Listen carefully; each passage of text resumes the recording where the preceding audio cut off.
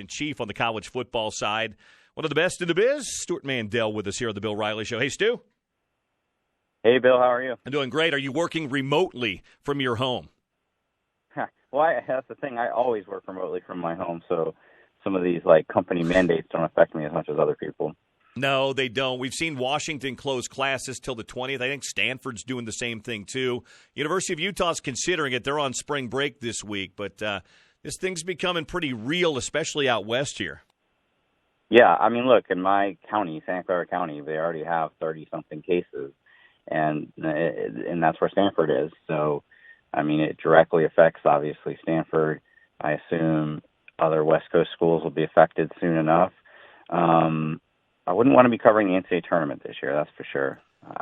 That's going to be very problematic. I think the NCAA is going to have very hard decisions to make here pretty soon. Yeah, I think they are too. And I know the Pac-12 has got a contingency plan from some people I talked to over the weekend. I could be broadcasting from the T-Mobile Arena in an empty arena on Wednesday. That's not been obviously made yet, but I know that that's a contingency plan in case something goes sideways in Las Vegas. Everybody has to be thinking about that right now. You saw a major tennis tournament got canceled over the weekend. I think I would be surprised if we don't reach a point. I don't know if it'll, maybe they're getting the Pac-12 tournament in under the wire here. But to me, it seems like almost inevitable that they're not going to cancel the NCAA tournament necessarily, but that there will be some games played in front of empty arenas, which might seem crazy to say, but I think that's where we're headed. Have you gotten any sense? Have you talked to anybody? I know most spring football games are still the better part of a month away. Most of those occur in April. Have you seen any schools taking any steps around the country? I haven't seen anything yet out this direction, but have you seen anything maybe back east that they've canceled or are looking at spring football games? Not yet. I mean, I think for the most part those are still a month or more away. But I mentioned it in the column I wrote on The Athletic today. There's a lot of coaches out there who, if it were solely up to them, wouldn't have spring football games in the first place. Injury risk, putting stuff on tape since they're all televised now for opponents to watch. And I think this will become a very convenient excuse for a lot of people to cancel their spring games, turn them into closed scrimmages. But it may also be that by April 11th or whenever Ohio State spring game is, that it just wouldn't be safe to have 60,000 people show up at that stadium. So obviously this affects those schools more, the schools that actually get huge crowds for their spring games. A lot of other places, when there's 5,000 people in the stands, I don't think that's going to be that hard a decision. Well, and then there's the hope, too, that maybe by April 11th things have turned back the other way, that we have some sort of a handle on this.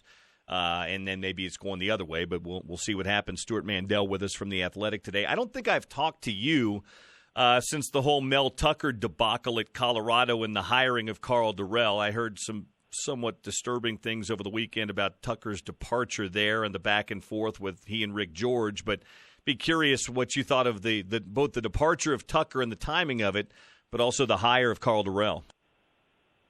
Well, it all starts with the domino effect of Mark D'Antonio waiting until the day or two before signing day to announce it and put a lot of schools in a problematic position.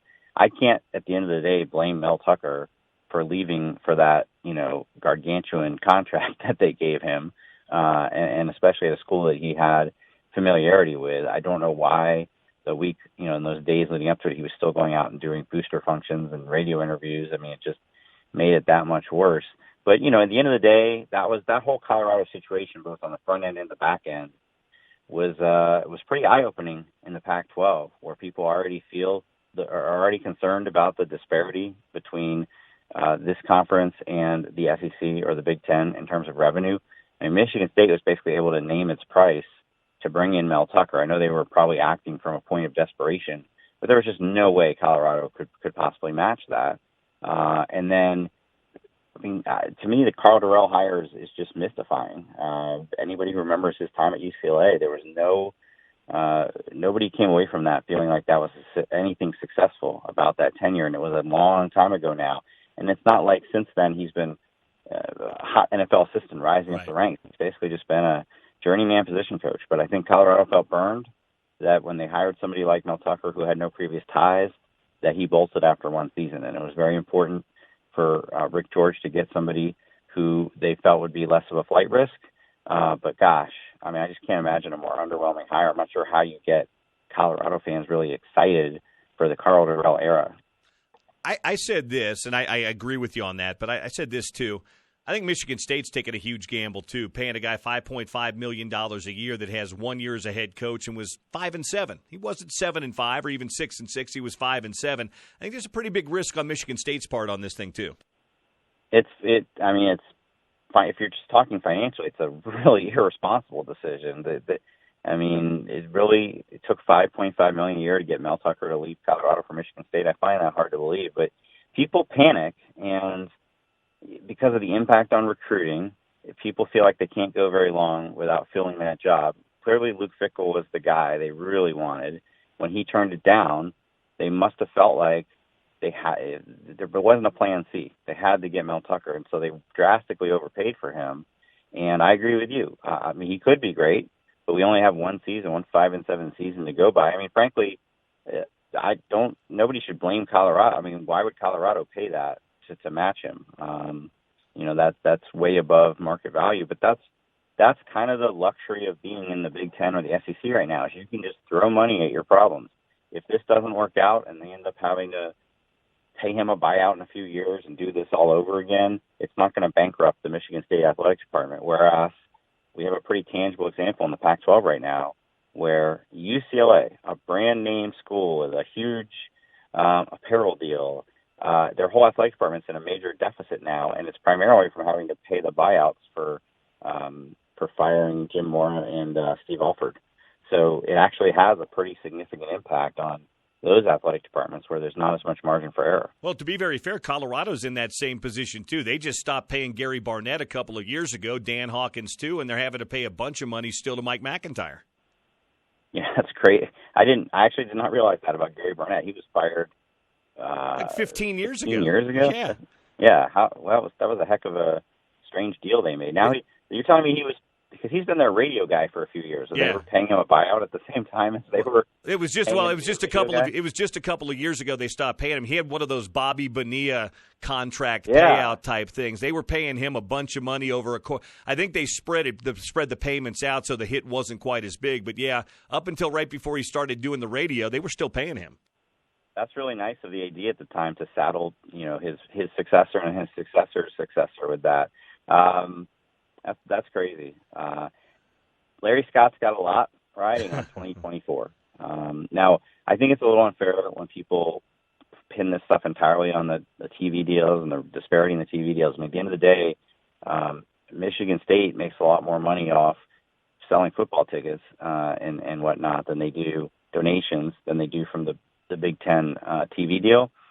But it doesn't hurt to have an extra $50 million a year coming in, and obviously Pac-12 is not there right now. They are banking entirely on getting this huge spike in 2024, and I don't think they're wrong. Their TV deal is probably undervalued at this point, the one they signed back in 2012. The problem is the Big Ten comes up for negotiation again the year before with the Pac-12s. The SEC CBS deal is going to go to ESPN and be possibly as much as 8 to 10-fold more. So the disparity is going to grow even wider before the Pac-12 gets their payday, and I just don't know, even after that payday, how close they'll be to the other conferences. Stewart Mandel with us from The Athletic. I'm with you. I don't think Larry Scott is the reason for all issues Pac-12, but the 12-year deal hamstrung them in a time and a day and age where technology is constantly changing. The deal probably should have been more like an 8-year deal. The distribution thing is on him, and that's terrible as well. And so he's going to have to figure that out. He may not be the guy, though, to be very fair, Stuart, that's negotiating the next deal. I know your writers, your Pac-12 football writers, did a roundtable last week and asked that question. I'll ask you the question they asked themselves. Do you think Larry's the guy negotiating that next deal for the Pac-12? Yeah, that's a great question. There's only a few presidents left on the board that were part of hiring him and have been his biggest supporters. And so I think the fans who all want him fired, I think it's easy to say, well, this gives them a convenient excuse to bring somebody in new. But on the other hand, the presidents have other things they deal with, right? It's not like they sit around all day worrying about the next athletics TV deal. I would say probably I'd lean more toward him coming back unless he doesn't want to come back, just because I don't know that if the Pac-12 wants to go through searching for a commissioner and building trust with somebody who's then going to have such a major decision on their hands. You'd almost rather it line up where that person would be on the job for 2 or 3 years before entering into these negotiations rather than coming in and doing it immediately. Stewart Mandel with us for a moment or two more. Utah's actually arrived now. I can say that because in my 15 years of being around this program, almost 17 years, I don't know that Utah's ever been listed among the national teams that had a intriguing quarterback battle. And they do. You listed them up there this year. They've got Jake Bentley from South Carolina and Cam Rising from Texas, the two transfers that are battling. You could write a whole column, really, Stewart, on the intriguing quarterback battles and storylines across the entire Pac-12 this spring.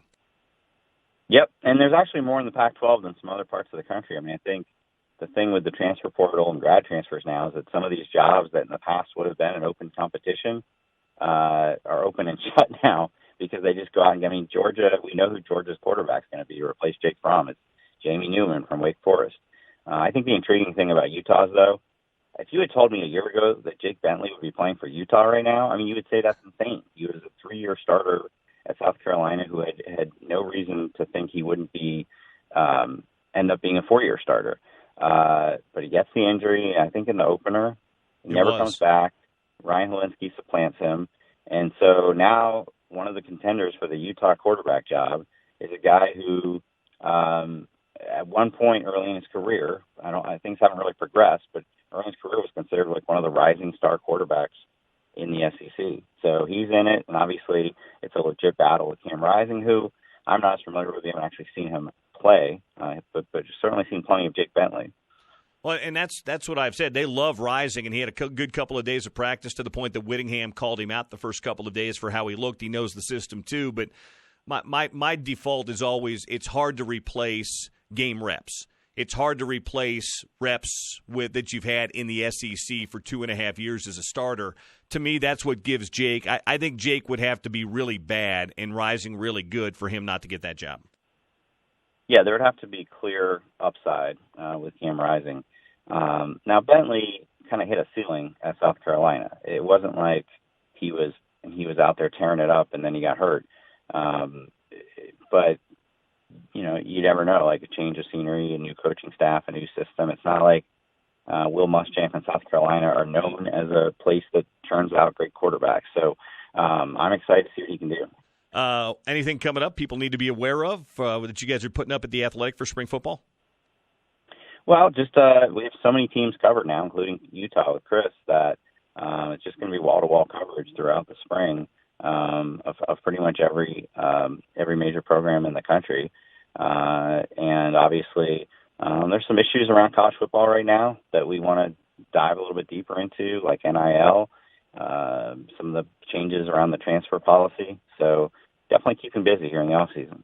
Find him at The Athletic. He'll be working remotely from his home in Northern California as to avoid all potential interaction with anybody. Plus, he's the football guy. He doesn't have to go to basketball venues. Hey, Stewart, thanks. I'll talk to you again soon. All right. Thanks, Will.